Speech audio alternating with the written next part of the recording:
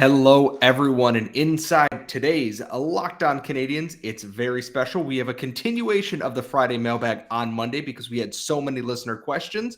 And before we get to that, we're going to talk a little bit about the newest Montreal Canadien, Evgenii Dadonov, and that's all coming up inside today's show. For Locked On Canadiens, your daily podcast on the Montreal Canadiens, part of the Locked On Podcast Network, your team every day.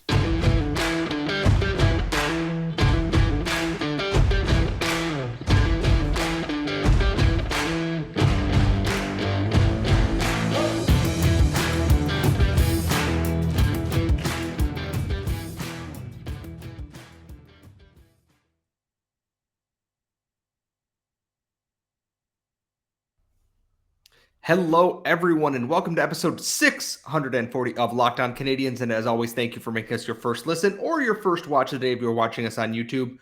We're available wherever you get your podcasts and, of course, on the wonderful YouTube app so you can see our brilliant faces every day. And today's episode is brought to you by BetOnline. And BetOnline has you covered this season with more props, odds, and lines than ever before.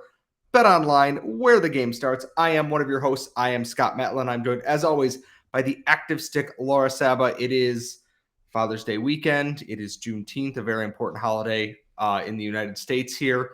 And Laura, how was this weekend? It was F1 weekend in Montreal, so it was crazy busy everywhere, I am assuming.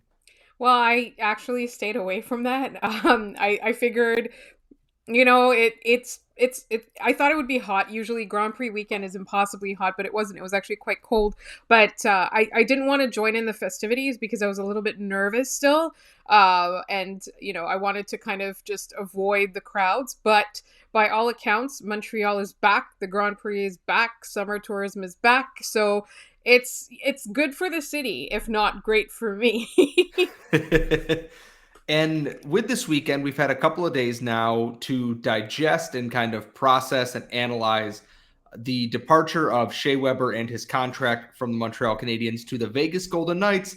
And in return, Montreal acquired Evgenii Dadonov from Vegas. And we talked a little bit about Shea Weber and everything going into our mailbag last week. And we want to make sure we actually have the time to talk about the other side of this, because it is important that for all intents and purposes, the way Kent Hughes spoke is that Dadonov is expected and will likely suit up for the Canadiens going into this season. He's not going to get flipped right away.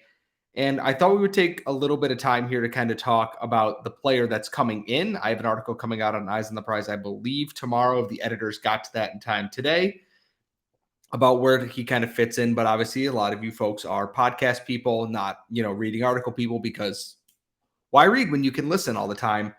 You can take us with you wherever you want. Exactly. We are in your pocket wherever you want. And my biggest thought is someone put on Twitter that it was funny that he blocked a trade to Anaheim in his no trade clause, but had Montreal available on his list of trade teams because he signed that when he was playing in Ottawa. And I think that's kind of neat that some players still want to come here, even with the intense media pressure and the fan mounting pressure and everything. And I look at Dadonov as is that I think he's a pretty consistent 20-goal guy. He has been that since he's come back from the KHL. I want to say it was 5 or 6 years ago at this point with the Florida Panthers. He's good for 20 goals, about 45 points. And he doesn't need to be a superstar for the Canadiens, but he has the versatility and the offensive prowess that at even strength, he should help bolster their scoring. He's not going to fix the power play. I want to get that out there right now. Unless something magical happens, he wasn't a big part of factoring into Vegas's power play. I don't quite know about Florida. I didn't go back that far. I looked at his most recent season. But having a consistent guy who can play the left or the right side as a winger, that can play anywhere in that middle six or on the top line if need be, it allows Martin St. Louis a little bit of versatility, and a guy who's, I want to say, the opposite of Mike Hoffman and Josh Anderson, in that he's a more safe and secure bet than high risk, high reward. He is, I don't want to say low floor, but he's solid. Yeah, exactly. He's consistent in what he does. And you know what? That's a good thing for a team that lacks consistency, at least the past couple years anyways. What I think is really interesting is this kind of makes it extremely, extremely clear, given his cap hit, that Montreal still needs to sell players, and we knew that already. We knew that they were trying to unload certain players, but this kind of makes it even more of a crunch, if that makes sense. It squeezes them a little bit tighter. So I think that lesson as well is really important. But I think he was the piece because we knew Vegas was going to try and trade him in the offseason. We also knew that Vegas needed LTIR. Now, depending on who you are, like we've argued that it would have been harder to trade this contract. Other people have argued that like teams would be falling all over themselves trying to like outbid each other for this contract so that they can get the LTIR space. What ended up happening was just a thing that happened, right? It's not like the Canadiens gave up anything for the contract to go away. There was something to do with insurance that is a little bit more complicated than I understood. That kind of made it a little bit harder for this contract to get traded. But now that's done. We can move on. It is obviously, a lot of fans have been over the last couple of days expressing how much they're going to miss Shea Weber, and I think that's fair. And a lot of the things that we want to talk about, our good friend Ian Boisvert made the point that, all the criticisms of Shea Weber were unfair because they weren't criticisms that he had anything to do with, right? It was the way he was handled, both as an organization, as a coaching staff, and all of that. So it is kind of a little bit, it's sad, it's bittersweet, all of that. But I think that I'm glad that this chapter is over because that closes the book on something. It also opens up the possibility for a new captain and all of that. But with the Dadonov, like it's interesting because it felt like maybe they acquired him to then trade him again. And it looks to me like, depending on where you sit, it looks to me like it's one of those things where they're going to let him play a few games and then trade him during the regular season. But I'm sure that teams are coming and knocking. Like, I know that there's been a lot of talk about Josh Anderson. I know that there's been a lot of talk about the Canadiens wanting to unload people. I think it's going to be really interesting to see what their next move is as a result of this move. I look at Dadonov too because it immediately acquire a guy with 1 year when you're a team in a position of the Canadiens is this guy is getting flipped at the trade deadline. And I have absolutely no doubt that that is the plan here. Even if he plays well, you know what? He's not going to be a long-term piece on this team. He's 33 years old. He's consistent. He's probably not going to put up superstar numbers in Montreal unless, something he just melds perfectly with people. I look at him as going, okay, you come in this season and going into the trade deadline, you can put up, second, third line winger numbers here and help out a little bit. Maybe occasionally play on that top line with Caulfield and Suzuki. You get flipped at the deadline for prospects, picks, whatever it might be. I don't think he's going to get maybe an Arturi Lekin in return, but, Brett Kulak-ish, maybe a little bit more because he's a forward and it's easier to quantify what he does. But everything to this screams is that he's going to get traded at some point again this season. I think he's going to suit up. I think he's going to play for the Canadiens this year. Every thing Kent Hughes said is that is likely the case, and I'm okay with that. Dadonov is a very useful player and provides stability and balance to a team that needs it in the wingers there. You put him on a wing for Shane Wright, a second or third line center there and go, okay, here's your option. You have Brendan Gallagher on one side, you have Evgeny Dadonov on the other. They're not asking him to carry Mike Hoffman around. They're not asking for him to cover for Josh Anderson. They don't need him to play this, just a nice insulating piece. And I think that's what the Canadiens need right now. And we talk a lot about, what Ken Hughes has done so far. This is a really good trade because he flipped an asset that he needed to get rid of, opened up cap space, acquired another asset that is easily movable here in the near future to acquire more assets for his long-term goal. That's long-term planning as a general manager, and it's really, really admirable. We will have more on Dadonov in the future as we kind of, review players and preview the season and whatnot as we go through the summer. But as we mentioned off the top of the show here, we got so many questions for our mailbag last week that with the Shea Weber Evgeny Dadonov trade happening, we could not possibly get to all of them. We got to as many Twitter questions as we could. Now we're going to dive into what was in the YouTube comments and in the emails and everything, and that's all coming up next. But first, as I mentioned, betonline.net is your number one source for all your betting needs and sports info. You can get all the latest developments across sports leagues, including this year's NHL Stanley Cup Final, Major League Baseball. Obviously, golf is going on right now. F1 is big. Anything you are looking for, and they are your continued source for all your live betting, esports, and scores. And BetOnline.net remains the best spot for everything, including podcasts and news. They have everything you are checking out, including if you want to check in on MMA, boxing, anything at all. BetOnline.net has you covered. So head to their website today or use your mobile device to learn more about the trends and the action. BetOnline, where the game starts. All right. So as I mentioned, we have a lot of questions. Our YouTube comments have been phenomenal. You guys are great. You can drop them down below. Just say, hey, for your next mailbag or something, and we will make sure we go through the comments. We take a screenshot of that so we save them so we can remember them for this week's show. And if you ever want to tweet us your mailbag questions at LO_Canadiens, LockedOnCanadiens@gmail.com if it's longer. We try and get everything in there, and I'm going to turn the questioning duty over to my co-host today. She has all the photos for everything, for all the questions and comments that we got.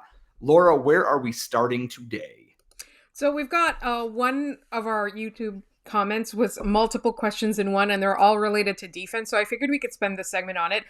Just real quick, when you are sending us comments, either on the Twitter or the emails or in the YouTube, like if I don't acknowledge that we added it to the mailbag, because what I'm doing is I'm screenshotting them and saving them in a specific album. So if I don't acknowledge that I received the question on our social media, just let us know, just, bump or resend the email or something like that so that we make sure that it's factored in.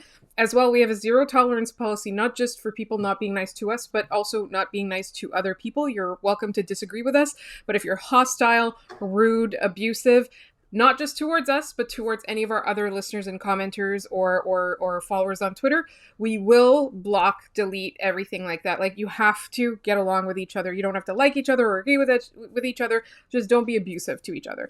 And so that's essentially all we ask. You literally don't have to agree with a single thing we say, as long as you are decent in your interactions with everybody on our socials. So this comes from YouTube, and the questions are from Terrio. So thank you for all these questions. So the first question is, who stays and who gets traded in the defenseman prospect pool? That's tough, because obviously they traded specifically for Justin Barron. That was the name they went after, so I don't think it's him. I think Jordan Harris, considering the effort they went through to get him signed and to give him games, it's not going to be him.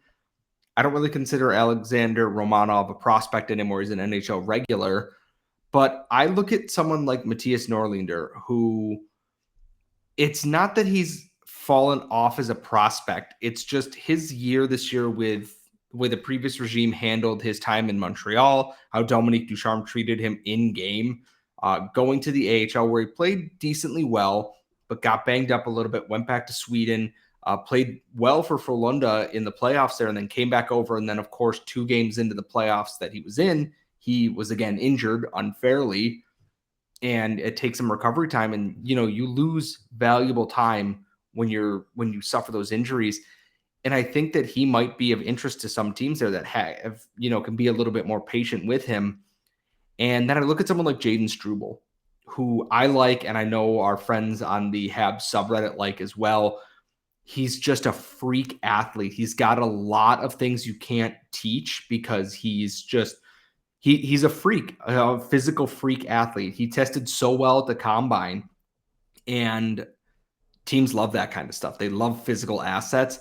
And I think Kent Hughes knows that. Obviously, dealing with Jordan Harris and his son playing in Northeastern, he knows very well about, Jaden Struble at this point.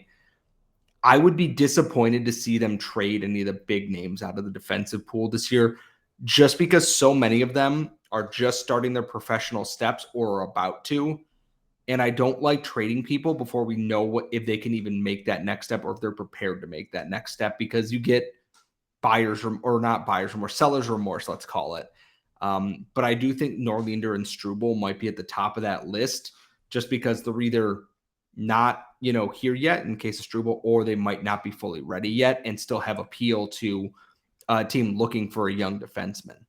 Okay, so I'm going to ask all the other questions sort of in succession, because I think we can spend the rest of the segment kind of talking about this, because it is all mostly related to D prospects and lefty. So the next question was, do you think Hughes could use the depth on the left D side in the pipeline during the draft to move up, or would he wait a little longer and use other assets?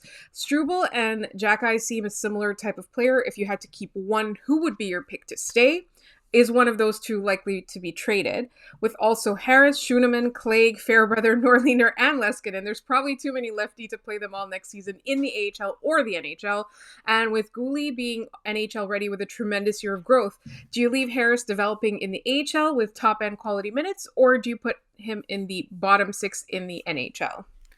So, and this is my fault because I did not bring up the depth chart before this question. And currently looking at this, Alexander Romanov and Corey Schoenemann are RFA. So is Cale Clague. Josh Brook is as well, but Josh Brook is on the right side. My first thought is, one, it's going to be very hard for Corey Schoenemann to break into this lineup because obviously Chris Weidman's back, Otto Leskinen is here. I think Cale Clague will go to free agency, or he might get league minimum and they might try and sneak him through waivers. That it's going to be, and I don't like calling it, it's going to be a bloodbath for some of these prospects to make the NHL here. Justin Barron on right defense probably has the best shot because in front of him is David Savard and Chris Weidman. And Jeff Petrie is on that list, but he's high on trade pieces right now. He very easily might be the next guy out the door here, and that opens up spots there. Xavier Ouellette's likely gone. William Lagesson might be gone. It's very tough, and I do think Jordan Harris is going to start in the AHL just because they're going to give him 20, 25 minutes a night. Kaiden Guhle might start in the AHL for a little bit and move his way up here, and they might re-sign Corey Schoenemann and go Schoenemann, Weidman on that third pair until one of the prospects goes and takes it from them. Arber Xhekaj, and I mean this in the nicest way possible, is that he's someone who is not going to jump right to the NHL. He's going to need some time and adjustment to develop in the pro game. He might play a little bit for the Lions in the ECHL and then move up. And that's not a bad thing. That's what you want out of a three-tiered prospect system. And I got to be honest, I'm very excited because, yeah, the forward group isn't super sexy, so to speak, but the defensive prospect pool here has so many varying pieces of varying styles that it's hard not to be giddy that you have bruisers like Kaiden Guhle and Arber Xhekaj, but you also have very smart, well-read defensive players like Kaiden Guhle and Jordan Harris. We know what Otto Leskinen is. He's a very good puck-moving offensive defenseman. Mattias Norlinder is a very good offensive defenseman when he's healthy. Justin Barron is this kind of amalgamation of everything, and that's exciting. I'm really excited to see the young defensive core next year. There will probably be a vet or two thrown in there because you can't leave it all to kids all the time. You do need some veteran leadership back there, but I think it's going to be tough for Corey Schoenemann to hold an NHL spot if he's back next year because Guhle and Harris are going to be knocking right on that door, and training camp's going to be competitive. The preseason's going to be competitive. A lot of people say the preseason doesn't matter for a lot of teams. It does if you're any of these prospects. It's the difference between starting in Laval and being on the opening night roster if you have a bad game or two. I also, I just want to say, because I know we need to move on to our next segment, but when people say the preseason doesn't matter, those are teams where they are fully stacked already, and they're just playing their prospects who don't have a hope of making the NHL for another, 2 years, right? The preseason for rebuilding teams matters so much because you can tell so much. And this is the thing, is that the veterans might not be trying, and the results of the games might not matter, but these are guys trying to win lineup spots. So how they go about it sends a strong message to not just the players, but the organization themselves. So that's all I'm going to say on that. And I know we have lots more questions coming up, Scott. Yes, we absolutely do. And remember, if you want to send us questions at @LO_Canadiens on Twitter, in the YouTube comments, lockedoncanadiens@gmail.com. Just do not be a jerk. We have so many more questions, and that's all coming up in our next segment. All right, so we're going to dive into the rest of the YouTube questions. We had a ton of them. Laura, thankfully, has curated them because she is smarter at this than I am. Laura, what else do we have in our YouTube comments for the Monday, Friday mailbag spectacular extravaganza Jubilee aberration? Are you ready for more D questions? Steve E. Phrasing? asks, Are we just not doing phrasing on this podcast anymore? We are not doing phrasing anymore. We are a kid-friendly podcast. This is a question about defensemen, Scott. Steve E. Question. Do you think that if not by now, then by the end of this draft, the Habs will have their future top 4 defensemen in their system. Are we counting the NHL as in the system right now too? Yeah, because I think that like somebody like David Savard, who's likely not to be re-signed after his contract is over, he doesn't count. But Alexander Romanov seems to be a piece that they want to keep. I look at right now, I think Joel Edmondson will probably stay beyond the length of his contract. They might kind of just piecemeal it along here. Jeff Petrie, for all intents and purposes, I do not think will be here by the end of his contract. Romanov will be, yes. And I think in their ideal top 4, they have Kaiden Guhle, they have Joel Edmondson, they have Jordan Harris, and then they want one of Mattias Norlinder or Justin Barron to be one of those other pieces there. And depending on what they do in the draft, there's a lot of really good defensive names in this draft too. I've been kind of doing mock drafts in the background while I was waiting to record tonight. And every time there were good centers, there were good defensemen. I think very much that they will have their ideal top 4 and potentially a future top 6 kind of pieced together here. They will, my hope is that they will have their top 6, forwards put together by the end of this, including the guys they've already drafted and including likely Shane Wright and other pieces here. And I do think that they will have an idea of what they want in that top 4 here, but obviously we have to see how development goes. We've seen how it went for some of the forwards in the AHL this year. Now JF Houle has to kind of switch and, hey, we have to develop defensemen this year, which, you know what? I think they can do it. So it's going to be interesting, but I do think with the amount of draft picks they have and where they are, they can definitely find another piece to plug into that top 4 scenario there. Ron H. on YouTube asks, it would be interesting to gauge what Montreal could get for Anderson and see what his value across the league is. If Montreal could get Ottawa's 7th overall pick and Savoy is there, should Montreal pull the trigger on this? I think Savoy is in that tier 1 of guys in this draft you could see becoming a Mitch Marner or Braden Point type of player. Now, some of our listeners are disagreeing with that, Scott. I've been seeing some people saying Matthew Savoy is overhyped. My biggest thing is, one, do not trade Josh Anderson anywhere within the Eastern Conference or at least within the division, because he will personally haunt the Canadiens because he seems like the petty, vengeful type. And I would really rather not have him do that because for his flaws, he is still the power horse. He is a freak athlete. He is incredibly strong. And I would really, really like to not have to play against that. I look at a team like Edmonton. Edmonton feels like a group that's going to love him, and because they don't love Jesse Puljujarvi for whatever reason. And if there's a team that wouldn't, I don't think, understand how to utilize Josh Anderson properly, it's the Edmonton Oilers. So it's safe to send him there. Exactly. It's very safe to send him there. I do like Matthew Savoy. I'm not 100% sure. Everyone plays in Savoy. The WHL, so like I know. I look at this though, like I read it always. Like I was doing that with Tyler Seguin as well. I'd be like Seguin. People are like, what are you talking about? I'd say things like this all the time. Like so I keep calling him Savoy and everybody else calls him Savoy. And I'm like, all right, I guess it's Savoy. Like Alexis Lafreniere. Like I was saying like Alexis Lafreniere and trying to be English about it, but everybody else is pronouncing it the French way. So anyway, whenever I see like a French thing, I like Nathan Beaulieu. Nathan Beaulieu from Strathroy, Ontario. It's weird.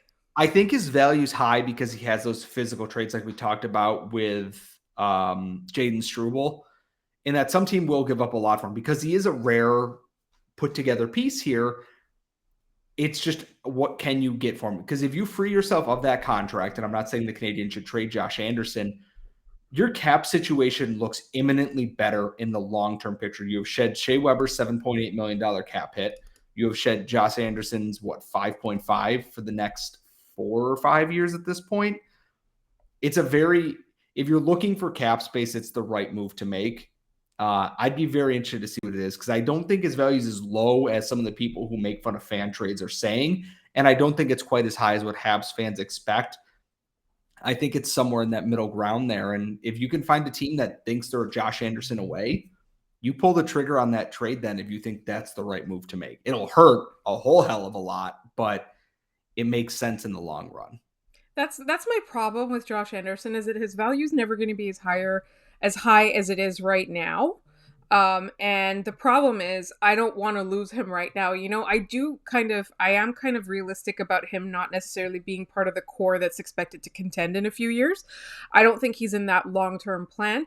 I don't want to see him go because I enjoy watching him play. And I think that he brings something to the team that a lot of other players cannot bring. And he's a special type of player, but unfortunately, his cap hits pretty high, and the Canadiens need to get out of under as much cap as they can. And unfortunately, his value right now is extremely, extremely high. So our next question is from Jer, and we kind of already answered it, but let's definitively say, do you expect to see Xhekaj in the Habs jersey next season, or let him mature in Laval? My money's Laval. I think you said ECHL first and then make Laval after. My thought is you will see him in a Habs jersey in the preseason. He will hit people. He will fight people. He will be a total pain in the butt because that is his style. And I know a lot of people got mad when I said that, he might go the way of Jarred Tinordi. I want to clarify that I'm talking about him feeling the need to fight. If he wants to fight people when the situation calls for it, great. Do not make that your only asset in the game. I think he's going to start the season in the minors, depending on what the defensive depth looks like, whatever. I'm expecting more trades as we lead up into the draft here. I think Kent Hughes is only getting started with what he's going to do. And he's on that left side of the defense there that has Kaiden Guhle in front of him. It also has Jordan Harrison, Otto Leskinen, and Mattias Norlinder, and Gianni Fairbrother. He might make the Rocket, and I would expect him to push for a spot there, and I think he can earn a spot there. But if he goes to the ECHL to start, do not panic. It is not the end of the world. But I do think he's starting his season in the AHL, and he's going to have to earn his way up from there, and he might do so. He's older than some of these other guys. He has a little more experience. It'll be interesting to see what he's able to do at the professional level, though. Our friend Rick B, and we will hear no animosity towards Rick B. I had to block a user for being mean to Rick. I have a complicated question surrounding the salary cap. The salary cap was put there to prevent owners from overspending and to control costs. It also creates a set of rules that create competitive balance. And this is where we get a caveat. We cannot answer the question by saying it would be too complicated. $1 spent by an NHL team in Florida or Nevada and other states is not the same as $1 spent in Quebec or California due to onerous tax structures. Should a formula be put into place that accounts for these tax inequities? Radulov signing in Dallas for $7 million meant that he needed $8 million in Montreal, etc., etc. I believe that teams in onerous tax jurisdictions should have an equalization formula. What do you think? I think that I don't know nearly enough about finance and the salary cap to fully give an educated answer on this. And I'm being very honest because I don't want to lie to Rick and our listeners on this. When people talk about it being more expensive to play in Montreal and in Canada and this because there's not this, I kind of just roll my eyes and go, I don't really care all that much. If players want to play somewhere, they'll either, deal with it. And that's why you pay agents for it. I had never considered some kind of balancing thing here, but I'm not 100% sure how the revenue gets piled in because I know there is basically some of the teams and I'm just saying words that I hear a lot on other shows is, everything gets paid into escrow that some of the teams pay in more because it helps cover teams like the Coyotes and the Panthers and other stuff. I've never thought about that really, and I don't know if it's possible without having to completely renegotiate the CBA, which, as we know, is a very painful process to begin with before we start messing with the money of other teams. And my fear is that if they try to do that, it's just going to lead to another lockout, and it's going to lead to a lot of very angry owners and a lot of hurt feelings and a lot of very stupid takes. It's not the worst idea I've ever heard, though, but I don't know how feasible it is just because the NHL and its owners are the way that they are. Jeremy Jacobs still exists. So he's not going to want to pay for the Arizona Coyotes. This is true. So here's what I'm going to say about this. Now, I know a little bit more about finance than Scott does, but not that much more. I'm not one of those experts. But here's what I'll say is that it's not the jurisdiction. It is your GM and your agent. If you luck out and you get a good agent, or the team is lucky and they get a good GM or assistant GM that knows these things, there are ways to structure contracts, and there are incentives, like particularly in Canada, there's a thing called an RCA trust. So there are incentives that can be created that sort of allow you to kind of get around that difference in tax structure, like that no income tax. But like we have to think about it this way, right? Other than Vegas, for a long time, the Kings, the Anaheim Ducks, and the San Jose Sharks at various points were really good, right? Like they were cup contenders or cup winners. And then you look at teams like Florida and Tampa for a while, and for a long time they were thought of as the bottom of the league. And those are two places that have, California has high tax structures, and Florida has no state income tax, right? Or no, whatever it was. They I think they have no state income tax, whatever it is that they, so like watching those teams, I think players want to go to a winner. And then if you're a GM, let's say if you're the two teams in Ontario and you have like high Canadian taxes, you're up against each other in terms of who your capologist is and how smart they are about the way that they structure contracts to get around the cap, but also to kind of make it so that the players have a little bit of cap or tax relief. It's all like kind of like it's based on talent. I think the talent of the GM or the agent, rather than the actual province or city or state that people live in. Like lots of people want to play for the New York Rangers and they have city taxes on top of New York state taxes, right? So I think it really has to do with how smart or astute the GMs are. In a perfect world, there would be an equalization formula, but right now, the way it does kind of create a competitive balance, but it also kind of creates an inequality depending on who you hire, depending on, who the player's agent happens to be. I think that's where the inequality lies more than the tax structure. It would be really nice, though, if it was just a simple formula for everybody. Then you wouldn't have to worry about that. But that's just another market inefficiency that some teams can exploit and other teams can't, right? So that's the way that I would answer that question. We've got just a couple questions left. I know we're running out of time, but I do want to get through them. Randy Hansen, our friend Randy, today's signing, so this was, a week or so ago, today's re-signing of Otto Leskinen makes me very happy. I see it as proof that the team has changed philosophy and direction. Do you think this is a sign the Habs are attractive again? I think it's also that players are more willing to listen to a GM who has a very clear and set plan. The Habs might not be very good this year. They're not expected to be very good. And with pieces moving in and out, it gives Leskinen another chance to play at the NHL level. And I think that's attractive for someone like him. They owned his rights. They were able to pitch it, and he agreed to come back. And it's also more stable than potentially playing in Europe right now, where because he was playing in the KHL, and then obviously the invasion of the Ukraine happened, and he left there to go back and play in Finland. And I think there's a stability to being able to play in the AHL. He's getting a very nice AHL paycheck if he's there. And he's getting an NHL salary in the NHL. It's an attractive offer that they value his services and think he's a piece that could help mentor and potentially be a piece himself. He's only 25 years old. So I do think it's a shift in philosophy, and I think it's a shift in the current group going, it was a mistake to maybe let you go away under the previous room. We want to bring you back. Here's what we're thinking. And he agreed to that. He could have said no, but like you said, it might be a change and it might be just a different sales pitch. And I think it's a valuable thing to, sometimes admit, hey, they made a mistake in letting you go. We want to rectify that. So I agree. I think it is a little bit of a change in philosophy here from the new, not ownership, but GM group and everything. The new management, yeah. So Patrick L asked a question about the Flyers, but here's what I just thought is that we haven't had a guest who covers the entire NHL in a while. So we're going to leave this question about the Flyers D for that guest. So we have two questions left. One of them is from our friend Victor Maxwell. Mailbag question. There's a lot of chatter about trading Josh Anderson. I like this player, and from the videos I saw, both Josh and his family are thrilled to be in Montreal. For the Habs, I would be more interested in trading Petrie and Dvorak for extra picks in this year's draft rather than trading Anderson. Let's say a mid-first for Dvorak and a prospect and an extra second rounder for Petrie. Thoughts? I think you're undervaluing Petrie in this deal here is because Petrie under Martin St. Louis was a first pairing defenseman who put up first pairing points in first pairing minutes with a garbage team, mostly on the other side of him. All due respect. So we get a lot more. Exactly. And I think his long-term contract, his ability to produce as an offensive player, and maybe not having to be the guy on another team makes him valuable. And I'm in favor. We've heard the rumors that Dvorak might be on the way out because he was a Bergevin guy, not a Kent Hughes and Jeff Gorton guy. And it was kind of a short-sighted trade to bring him in and ask him to be Philip Deneau and Jesperi Kotkaniemi at the same time. It was not fair on him, but I also think that, as you said in, I think it was last week's episode, if the Canadiens end up picking Shane Wright, Christian Dvorak becomes the piece that they're able to trade.